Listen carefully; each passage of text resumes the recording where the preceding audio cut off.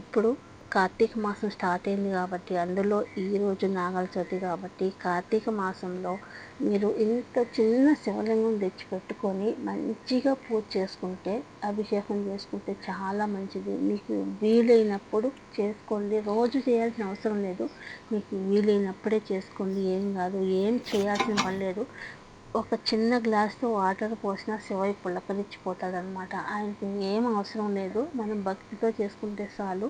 నేనైతే చీకటితో లేసి ఇలా అయితే శివలింగాన్ని పూజ చేసుకొని ఇలా అయితే పూజ అయితే చేశాను. ఎందుకంటే ఈరోజు నాగల చవితి కాబట్టి మీ అందరికీ కూడా నాగల చవితి శుభాకాంక్షలు. ఈరోజు నాగల చవితికి ఎవరన్నా ఉపవాసం ఉన్న వాళ్ళైతే ఖచ్చితంగా ఉపవాసం ఉండండి. చాలా మంచిది, మీకు వీలైతేనే. అందుకనేసి నేనైతే ఉపవాసం ఉన్నాను. టెంకాయ అయితే కొట్టలేదు. శివుడికి అభిషేకం చేసుకొని పూలు పండ్లు పెట్టుకొని ఇలా అయితే పూజ చేసుకున్నాను. సాయంత్రం ఒక్క పొద్దు చెల్లించుకొని టెంకాయ అయితే కొట్టుకుంటాను. నచ్చితే ప్లీజ్ లైక్ చేయండి.